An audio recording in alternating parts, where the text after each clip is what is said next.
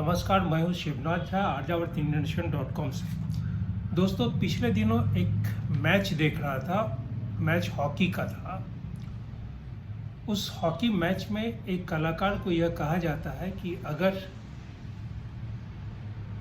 Olympic में आप gold जीतकर नहीं आए, दूसरे श्रेणी के जो पद हैं अगर उसे आप जीतते हैं तो देश के लोग आपको बहुत जल्दी भूल जाएंगे। स्वर्ण पदक ही एक ऐसा पदक है जिसमें कुछ दिन तक लोगों के मानसिक पटल पे वह व्यक्ति रहेगा, और यह युग है कि कुछ दिन नहीं रहता है जब गिनती होती है। हम इसकी तुलना थोड़ा भारत के जो नागरिक सम्मान है उससे कर देते हैं कि भारत में अभी तक जितने भारत रत्न से लोग अलंकृत हुए हैं, अगर परीक्षा में पूछा जाए तो शायद संख्या परीक्षार्थी बता सकते हैं। लेकिन वहीं पे अगर पद्मश्री, पद्म भूषण या पद्म विभूषण की बात परीक्षा में पूछा जाए या आम लोगों से पूछा जाए कि कितने लोगों को अभी तक पद्मश्री या पद्म भूषण या पद्म विभूषण से अलंकृत किया गया है, तो मैं दावे के साथ कह सकता हूं कि शायद कोई नहीं बता पाएंगे। हाँ, भारत रत्न में संख्या जरूर बता देंगे। 80 के दशक में के जो उत्तरार्ध है, उस उत्तरार्ध में मैं मधुबनी पेंटिंग पे एक कहानी कर रहा था। उस जमाने में मैं आनंद बाजार पत्रिका के लिए काम करता था, संडे मैगजीन में था।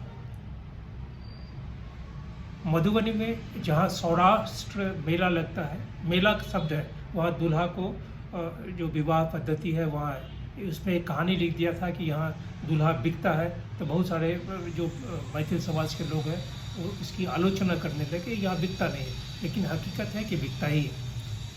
वहाँ तय होता है कि कितने दहेज लगेगा। अब शायद परंपरा कम हो गई है, अब तो इंटरनेट से शादियाँ हो रही हैं। वहाँ पे मैं जिस कलाकार, मैं नाम नहीं लूँगा उनका, लेकिन जिनके बारे में मैं मधुबनी पेंटिंग पे कहानी लिख रहा था, उनके पास अनेकानेक सम्मान था। चाहे वो गांव के स्तर से लेके, जिला के स्तर से लेके, प्रदेश के स्तर से लेके, संस्था के स्तर से लेके, राष्ट्रीय स्तर तक अनेकानेक सम्मान। लेकिन वो सभी सम्मान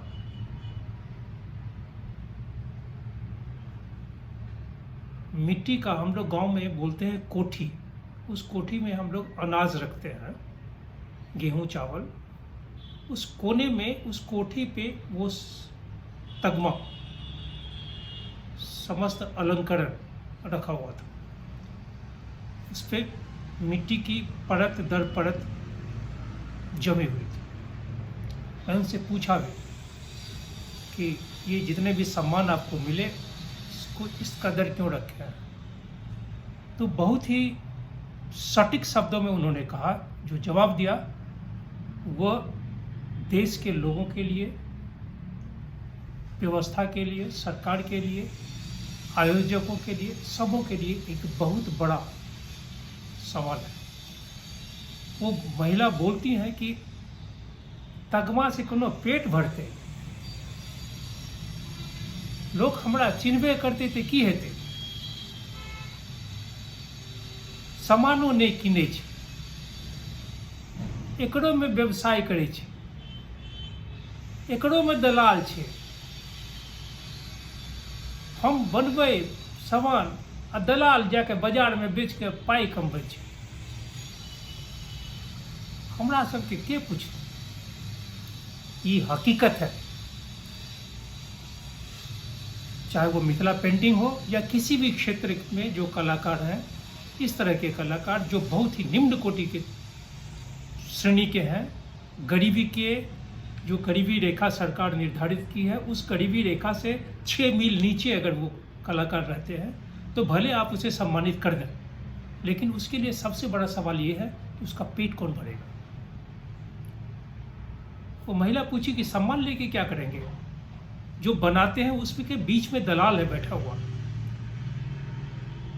मधुबनी पेंटिंग ऐसा नहीं है कि आज भी मधुबनी पेंटिंग बहुत बहुत बनाने वाले कलाकार हैं, लेकिन उन कलाकारों को बाजार नहीं, और जो बाजार प्रदत्त कर रहे हैं वो बाजार से मिलने वाली राशि और कलाकार को मिलने वाली पारिश्रमिक, मिलने वाला जो पारिश्रमिक है, उसके पीछे बहुत लंबा फासला है। 2006 में मैं उस्ताद बिस्मिल्लाह खान साहब पे एक किताब बनाया था, मोनोग्राफ ऑन उस्ताद बिस्मिल्लाह खान। इस किताब को बिस्मिल्लाह खान साहब खुद रिलीज़ भी किए थे, लॉन्च किए थे, लोकार्पण किए थे अपने घर पे, और उसे सौभाग्य कहिए या उसका दुर्भाग्य कहिए हमारा, कि किताब तो बिस्मिल्लाह खान लॉन्च किए, ये बहुत बड़ा हमारे लिए सौभाग्य था। भारत रत्न से अलंकृत थे बिस्मिल्लाह खान साहब, लेकिन दुर्भाग्य ये था कि वो उनके जीवन का अंतिम जन्मदिन था 21 मार्च 2006, और बिस्मिल्लाह खान इस किताब को 4 दिन बाद 25 मार्च 2006 को अढ़ासराय बनारस में हम लोग लॉन्च किए। 91 किलो का केक बनाए और कुछ द्रव्य एकत्रित किया गया, उन्हें दिया गया। इस द्रव्य में करीब 1 लाख रुपये का जो कंट्रीब्यूशन है वो सुलभ के संस्थापक डॉक्टर बिंदेश्वर पाठक साहब का रहा, वो भी वहाँ थे उस दिन। बिस्मिल्लाह खान साहब भारत रत्न से अलंकृत थे, और जिस दिन बिस्मिल्लाह खान साहब को अलंकरण ये मिला था उसी दिन लता मंगेशकर को भी मिला था। दोनों को एक ही दिन भारत रत्न की उपाधि से अलंकृत किया गया।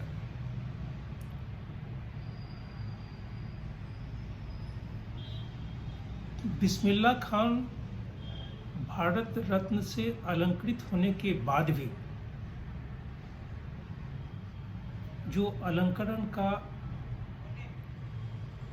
महत्व होना चाहिए वो शायद खान साहब नहीं समझ सके, समाज नहीं समझ सका, लोग नहीं समझ सके, क्योंकि उनकी शहनाई तो विश्व भर में बजी, लेकिन भारत रत्न उस्ताद बिस्मिल्लाह खान लिखा हुआ एक पत्थर पे गुदाया हुआ नाम, हरहासराय गदोलिया हरहासराय के जो रास्ता है उस कोने पे नीचे गंदगी, सड़क जाम, पानी भरा हुआ, उसमें गंदगियाँ, और उसके ऊपर बगल में जूता बेचने वाला जो व्यापारी था उसे लटकाया हुआ, उसके ऊपर जूता। यह दुखद है। हमें सम्मान का, अलंकरण का तो मर्यादा रखना होगा, लेकिन सरकार को और व्यवस्था को भी इस बात पर पहल करना चाहिए।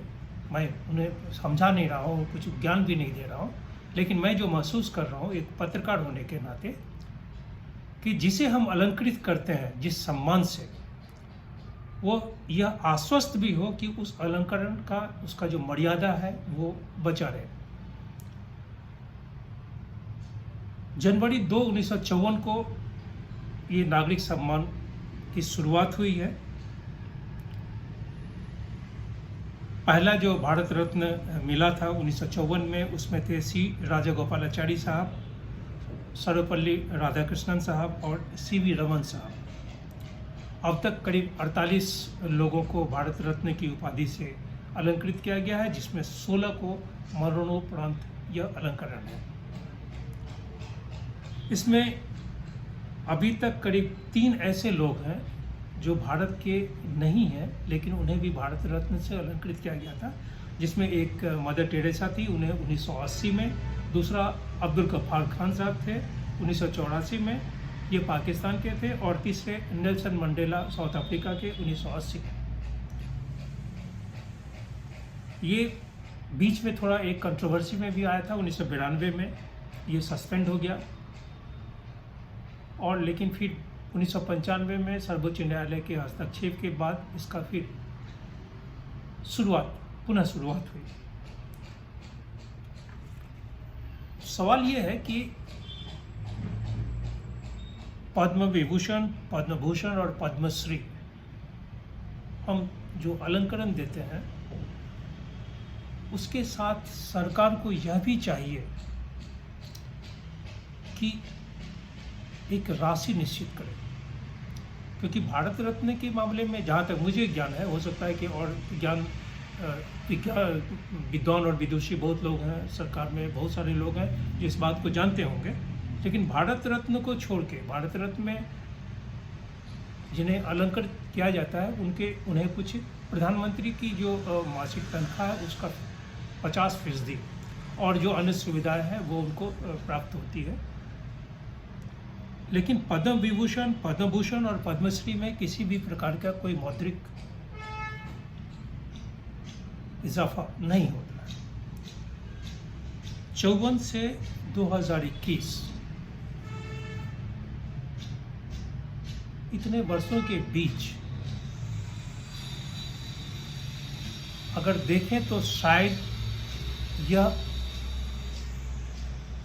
आर्थिक जो दृष्टिकोण है उसे भी सरकार को देख लेना चाहिए था, लेकिन अब तक नहीं देखा।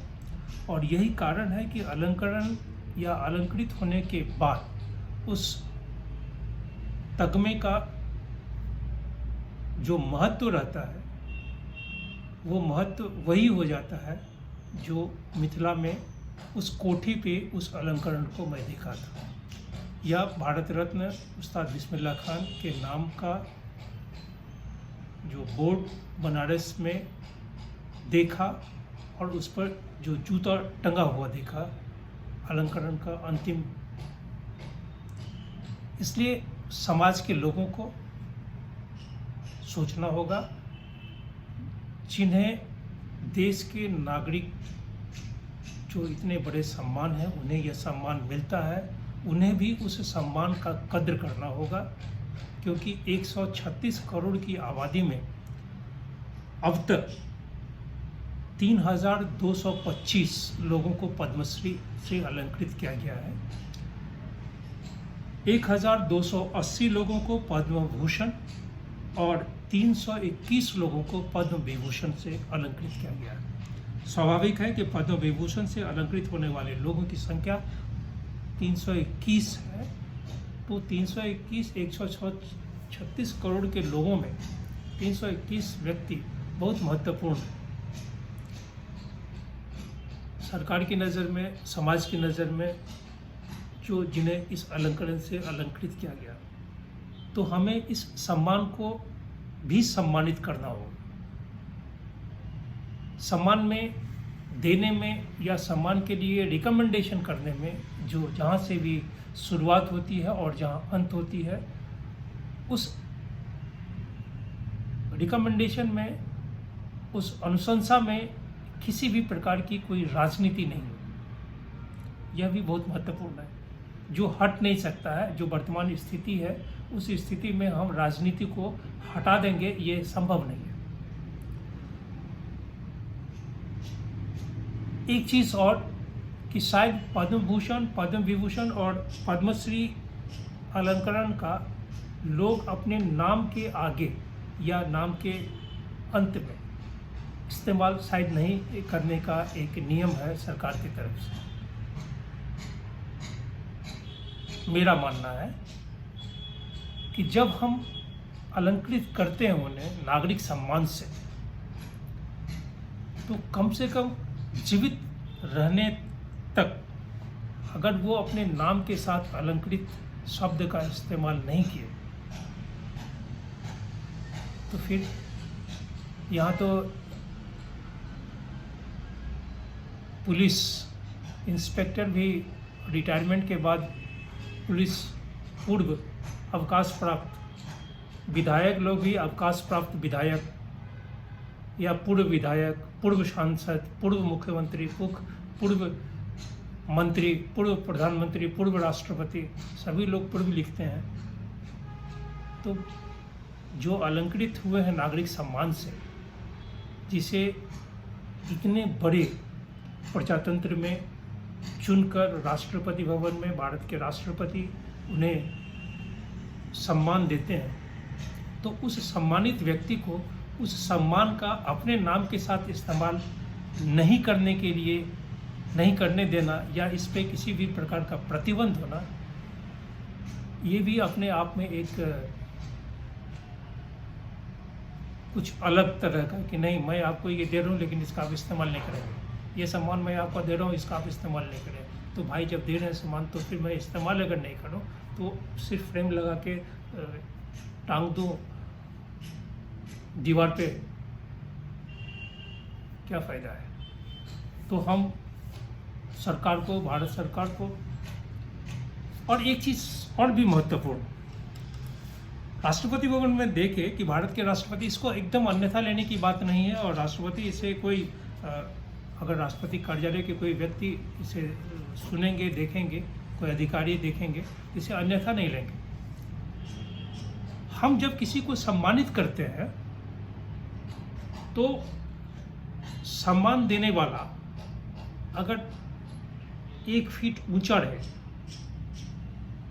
और सम्मान लेने वाला 1 फीट नीचे रहे तो ये फासला खत्म होना चाहिए।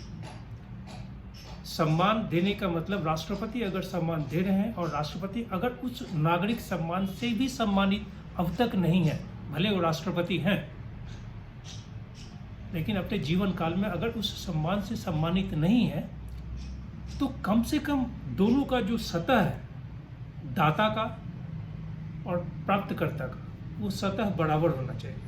आप देखेंगे कि राष्ट्रपति साहब जहाँ खड़े हैं और अलंकरण या ये उपाधि प्राप्त करने वाला जहाँ खड़ा है, इस दोनों के बीच में तकरीबन 1 फीट या 10 इंच का गैप है। वैसे हमारे राष्ट्रपति बहुत दिन के बाद, मुद्दत के बाद बोलेंगे कि इतने लंबे ऊंचाई में राष्ट्रपति भारत को मिला है, क्योंकि इससे पहले औसतन राष्ट्रपति की लंबाई 5 फीट 6 इंच, हमारे राष्ट्रपति तो काफ़ी लंबे हैं। तो इस पर भी थोड़ा सोचना चाहिए। मैं सोचा कि शायद ऐसा होना चाहिए कि हम जिसे सम्मानित कर रहे हैं वो देश के 136 करोड़ लोगों में से अकेला व्यक्ति है, या 10 लोग या 20 लोग या 25 लोग हैं जो इस सम्मान के लिए लायक है। तो हम क्यों नहीं दोनों का जो चरण पादुका है वो बराबर होकर सम्मान देने वाला का और सम्मान प्राप्त करने वाला का चरण पादुका एक जगह हो, धरती पे हो, जमीन पे हो, तो अच्छा लगेगा। नमस्कार।